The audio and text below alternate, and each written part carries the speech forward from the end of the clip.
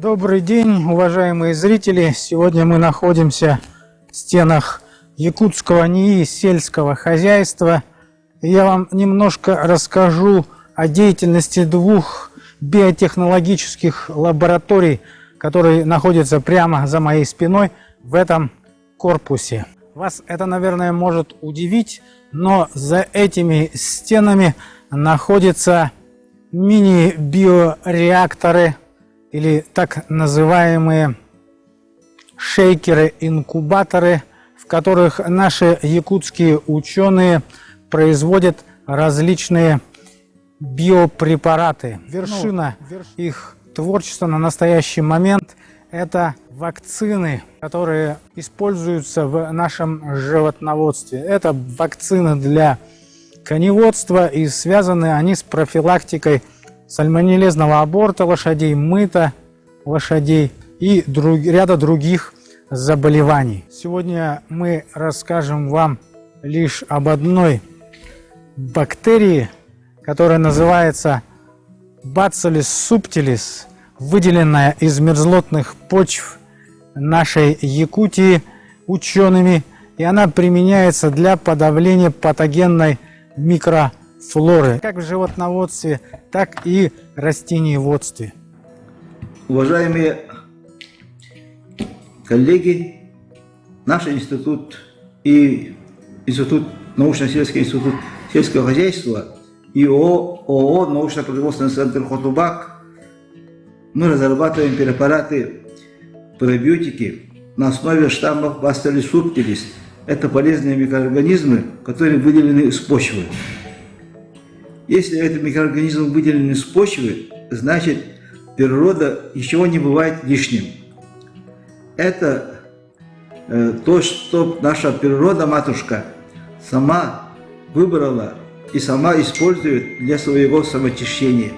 Мы эти микроорганизмы выделили, очистили и культивируем в наших лабораториях. Этих штаммов можно использовать. Этот препарат Сахабактус субтил называется, да? Этот препарат, конечно, он утвержден для профилактики лечения болезней, диарейных болезней. Это понос диареи животных. А мы его начали использовать еще 2006 года. Получили патенты, что этот препарат полезен для растений. А какие растения? Это ягодные культуры, это наша любимая черная смородина, которую выращивает наверняка почти каждый житель нашего города Якутска и других городов. Это овощные культуры, огурцы, помидоры и земляника. По каждому направлению у нас получены патенты. Ну и патенты это показывает, что имеет научную новизну, что предлагается такой способ обработки овощных и ягодных культур впервые. Ну какая выгода? Ну, например, огурцы и помидоры. При внесении огурцов в корень растений повышается урожайность, повышается даже вкус, в лучшую сторону, вкусовые качества помидоров и огурцов. И подавляются болезни, бактериальные и грибные болезни растений. Поэтому надо их использовать, особенно, у нас огород каждого, наверное, дачника есть, чтобы повысить урожайность, чтобы не было гнили, бактериальных болезней, надо использовать этот препарат. С наступлением первого почти осеннего месяца августа у нас в Якутии некоторые сельскохозяйственные растения начинают страдать из-за больших перепадов температур, из-за того, что иммунитет у них уже к осени начинает снижаться. Поэтому в первую очередь начинают заболевать различными грибковыми, скажем, заболеваниями огурцы. И для этого надо проводить определенную обработку. Все прекрасно знают о том, что обычно применяют различные препараты, связанные тоже с заселением здесь определенных микроорганизмов.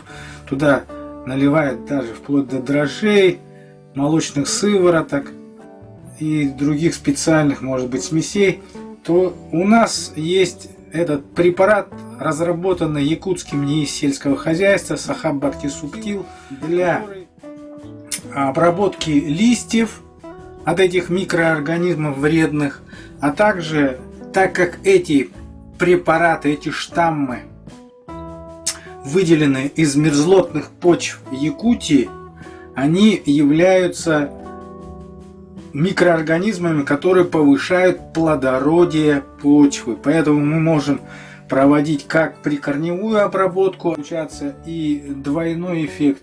Мы будем лечить растения и плюс повышать плодородие нашей почвы. А картофель при обработке, когда при посадке клубней картофеля раствором нашего пробиотического препарата, урожайность повышается на 30%. Это одноразовая обработка, предпосевная обработка клубней этим раствором. А в период вегетации можно использовать, опрыскивать. У картофеля тоже есть болезни, изотониоз, парша и другие грибные болезни. Он подавляет просто развитие, этот препарат, этих вредных организмов. По землянике есть диссертационная работа и есть патент, повышается тоже урожайность и снижается заболеваемость земляники, имеется в виду садовой земляники. И кто культивирует и дикие, да, можно использовать этот препарат. Этот препарат можно использовать, Сахаб Бхакти Субтил, при выращивании рассады, то есть весенний период. Мы все занимаемся выращиванием рассады, когда добавляется этот раствор в корень растений 1-2 мл, да? Тогда цвет листа меняется после обработки этим препаратом. Поэтому, уважаемые коллеги, вы можете обратиться в наш институт. Мы этот препарат начнем производить с сентября этого года. А каждый огородник, наверное, должен готовиться к будущему урожаю с осени. То есть вы можете обработать свою почву, своих участков, свои теплицы осенний период. Якутскими исследователями выделены и депонированы в специальные всероссийские фонды 10 штаммов полезных бактерий. Кроме того, у них есть рабочая коллекция микроорганизмов, необходимых для того, чтобы вырабатывать различные ферменты, подготавливать те же самые вакцины и другие препараты. Вот целый спектр пробиотиков. Пульверизатор, наполним его нашим раствором и будем распылять по листьям.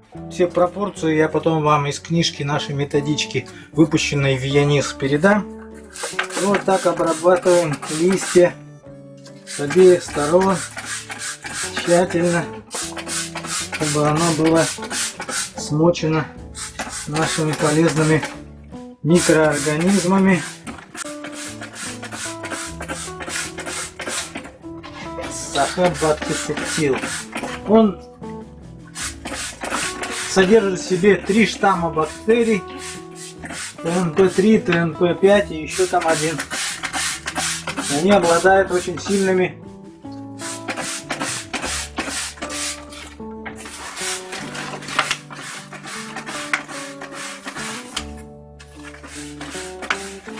свойствами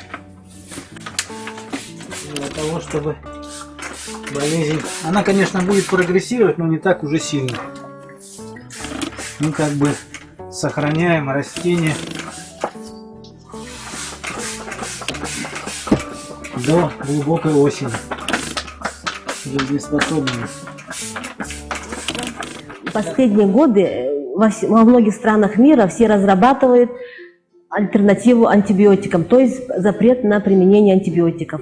Поэтому во всем мире, в том числе и в России, идет разработка, активная разработка пробиотических препаратов как альтернатива антибиотикам. И мы тоже на этом рынке работаем более 20 лет.